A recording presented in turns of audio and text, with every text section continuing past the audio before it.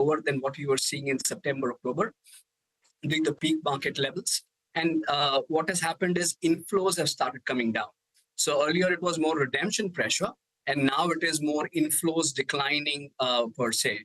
And I think this augments in terms of the shift in some sentiment, because there was a lot of money or liquidity moving in mutual funds, and it was across the board that we were seeing flows come in. And over the last 2 years, it was more driven by thematics, small cap, mid cap, as opposed to hybrids or large caps taking the place.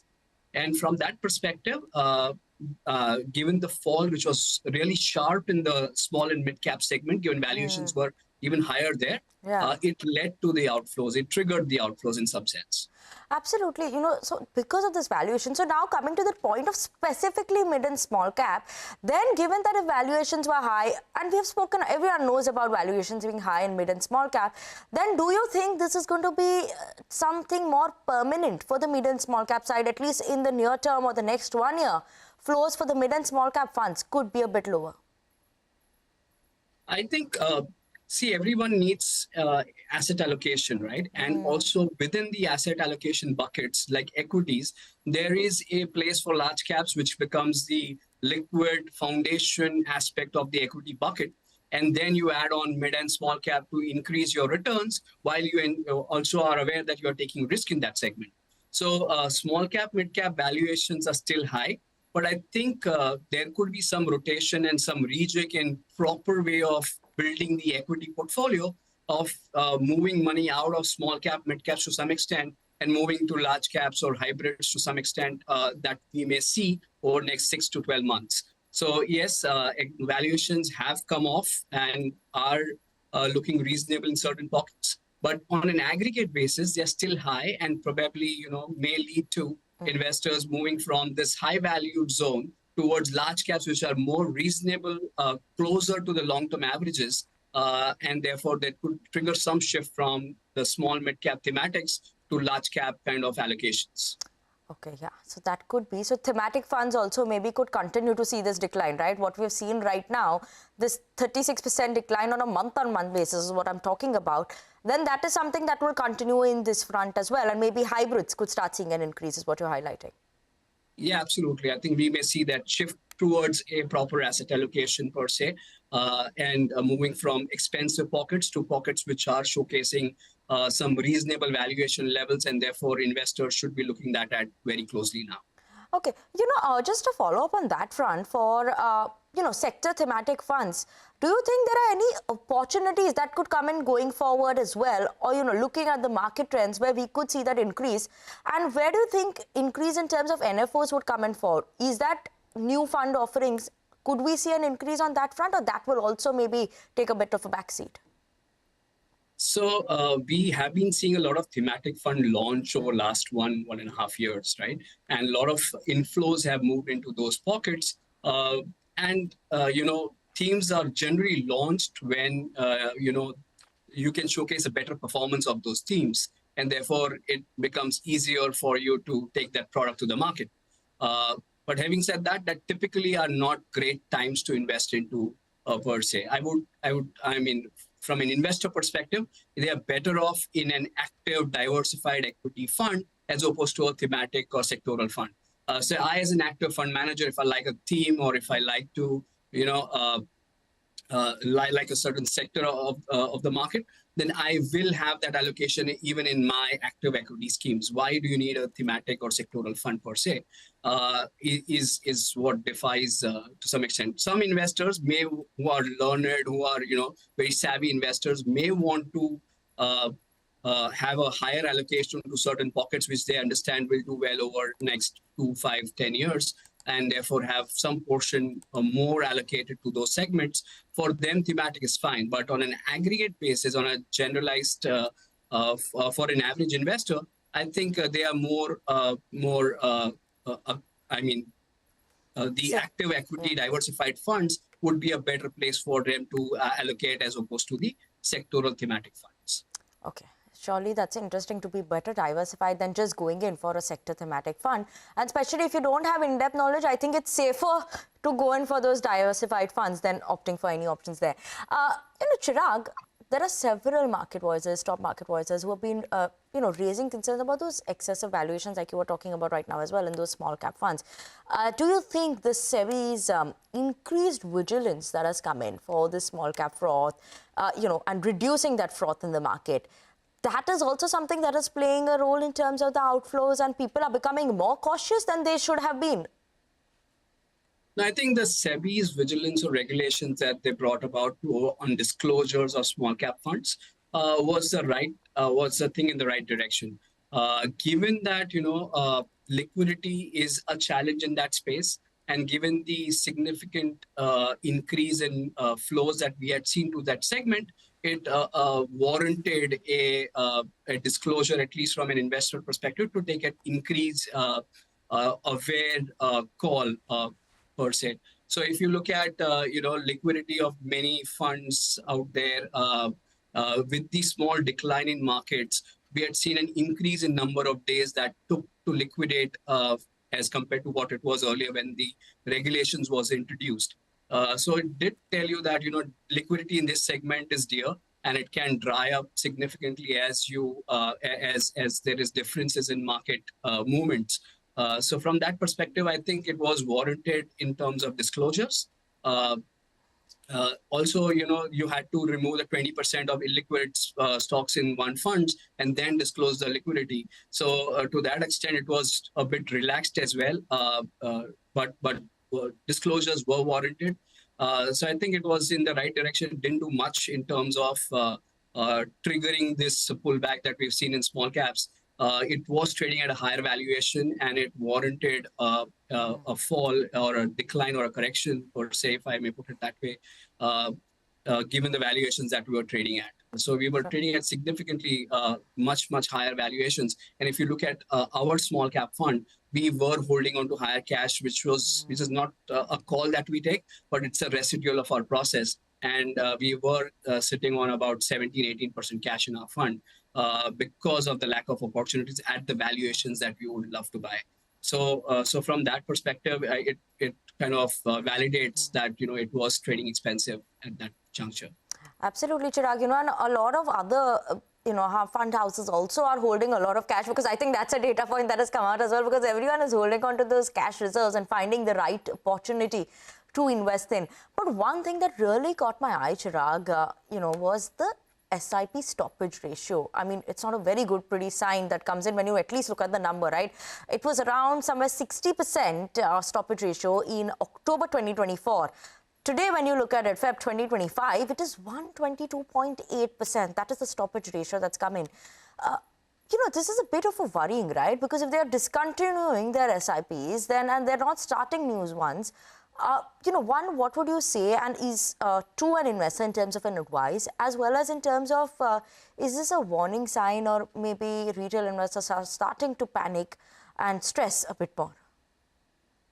Vinnii, we are in uncharted territory per se, because there are a lot of new investors, at least 2 to 3 crore investors who have come into the mutual fund fold post-COVID. And if you look at markets post-COVID, haven't really seen the kind of decline that we are seeing currently. So I think it's about the behavioral aspects of these new investors, which will get tested. We don't have a textbook version of how this will pan out. But overall, I think it should lead to some rejig in terms of allocation if one were over-allocated to, say, certain segments of the market and didn't have a right allocation in place. I think this is a time that rethink will come. And from a suggestion perspective, I think investors need to embrace equity investment. There is no two ways about it. If you have taken a call to do it in form of SIP, systematic investment plans, I think one needs to continue with that, because given the decision that you had taken at the start of your investment journey, that needs to continue over a period of time to reap the benefits that SIP brings to the table. So far, investors are investing in a rising market. This is a time that they will average out their cost when markets decline and correct. And hence, over a cycle, they would be much better off with continuing their SIPs as compared to stopping it now. Of course, one needs to again reevaluate their portfolios, which segment of the market they were exposed to, what risk it could bring, and hence invest in the right way going forward. That rejig is necessary, but I think SIP investments or continuing the investment should continue going forward as well. Okay, Chirag, one point what I'm not understanding in this, while stoppage ratio has surely increased, SIP inflows, they have not seen that much of a fall.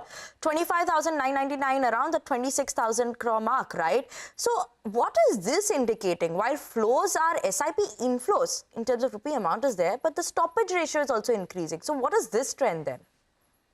So there could be new investors that are joining in and signing up for SIP. Some may earlier have said that valuation expensive, let me be away from the market. With the current decline that we have seen in small caps about 24-25% and in large cap about 14-15%, would say that now it makes sense to go into the market. I don't know where the markets will bottom out, but let me at least start my investing through SIPs. And therefore, a new breed of investors who are away from the market may be joining. And all those who were investing earlier and now seeing declines in their monthly statements in terms of returns that they are fetching may be stopping. So it's two different kind of investors reacting at the same time that is causing this dichotomy that we are seeing in SIPs overall.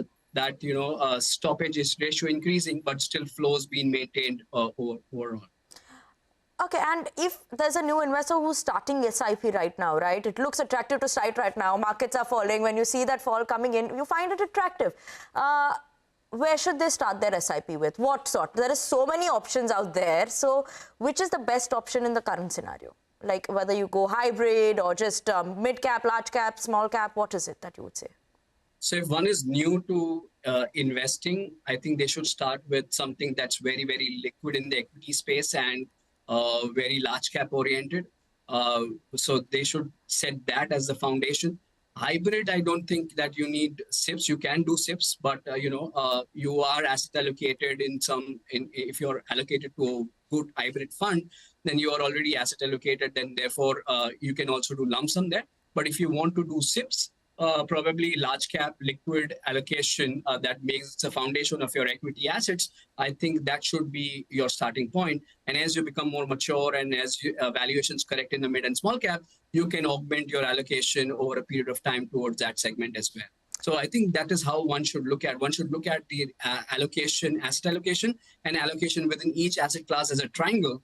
And the bottom of the triangle has to be that liquid, less risky segment of the market. And as you go up the curve, you take more risk, and therefore you get more returns in that space. Okay. On that note, we're going to slip into a very short break. Don't go anywhere. We're going to be continuing this discussion with Chirag. So stay tuned in for that.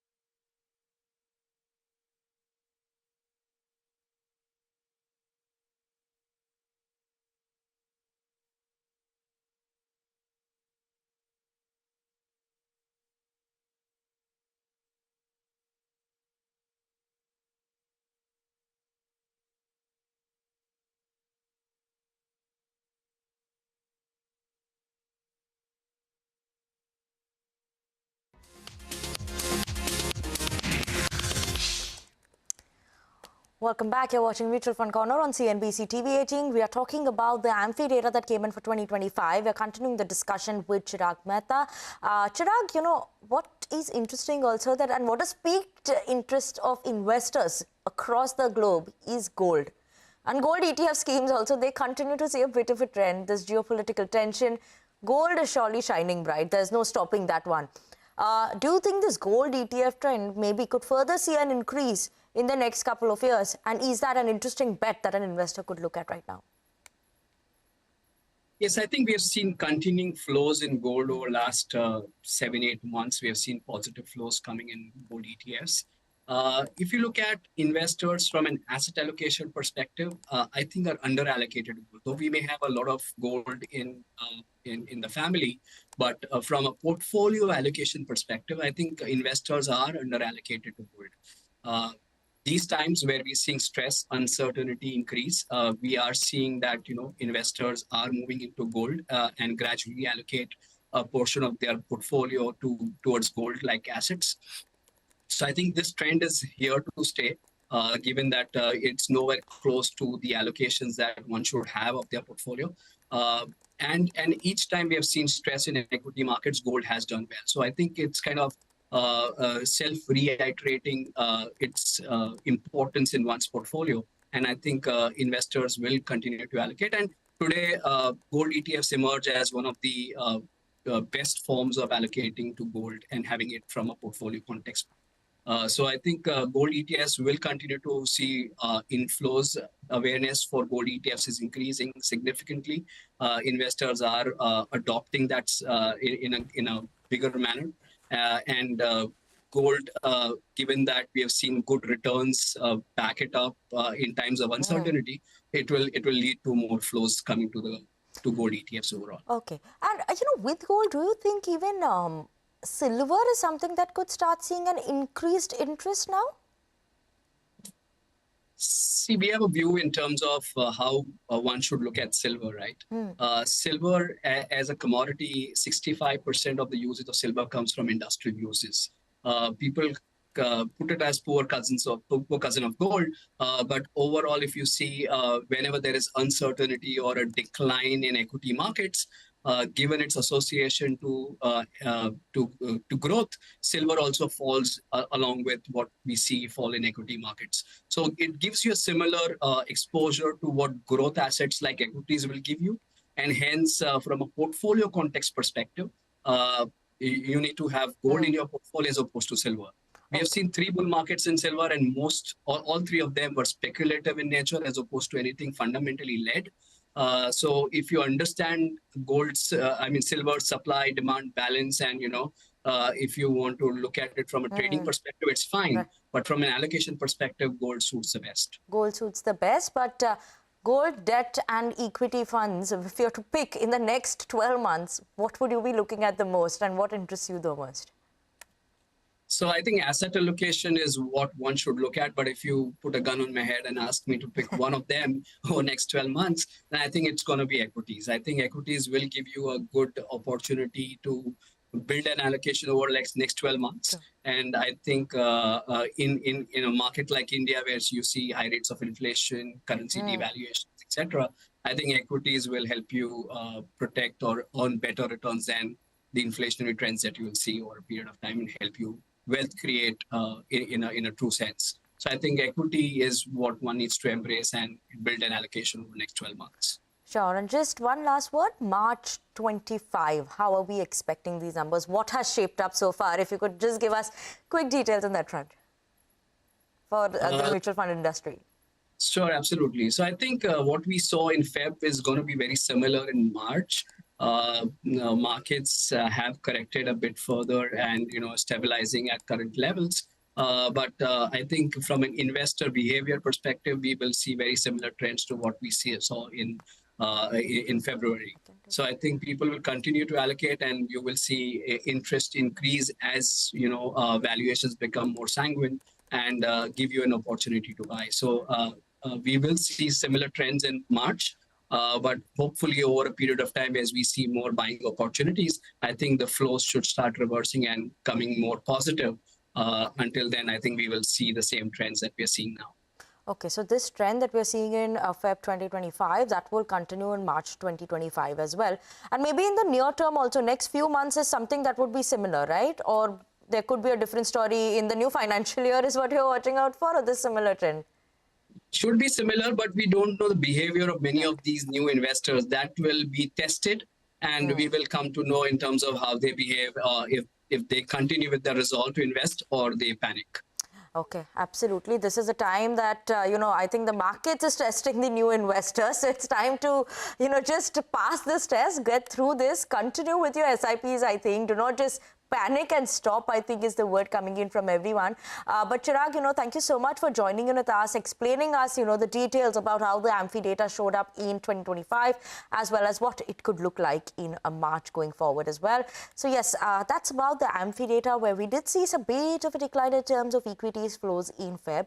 But overall, maybe this is a trend that could continue in this next couple of months. That is what we're keeping an eye out on. Stoppage ratios increase, but inflows have been maintained because there are new investors maybe who are starting to see some bit of a bet coming in as a better opportunity. And that is what the understanding we've gotten right now from Chirag Mehta as well. So with that, viewers, we are absolutely out of time in this edition of Mutual Fund Corner on CNBC TV 18. Thank you so much for tuning in. As always, up next, you have Closing Bell.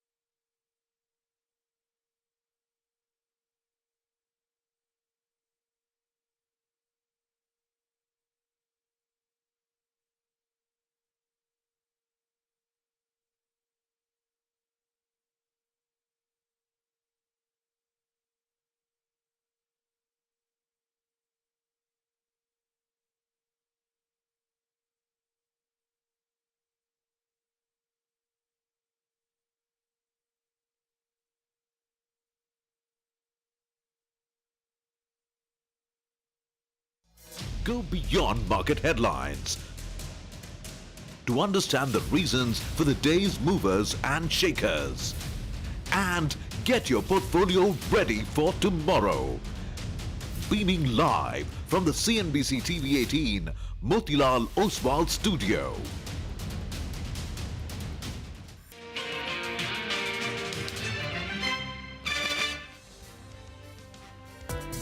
The outperformer is the Hang Seng, as has been the case for a better part of the year. The head of China coming in to top people right underneath President Xi, and he'll be coming in the not-too-distant future. 22,676, which is the high, the recent high, needs to be taken out for the market to do better. Bajaj Finserv and its promoter companies will be acquiring that entire 26% stake from Allianz in both general insurance as well as the life insurance entity. 22,650. So, you know, the first things first, we've now, once again, for the second time, we're back above the 20-day moving average. I do not believe PB Fintech is the long-term strategic driver of this project. The Nifty surged 250 points, well above at that 22,750 mark. This has actually been a great win-win deal for both partners. Sanjeev Bajaj very clearly confirming that Rajiv Jain is going to continue with the group, which is the Bajaj Finserv and Bajaj Finance. MCX continues to focus on growth, and that is what we plan to do. Earlier this morning, a SpaceX Dragon capsule departed from the International Space Station with 4 astronauts. The market is back at the highest point of the day after seeing some profit booking from higher levels.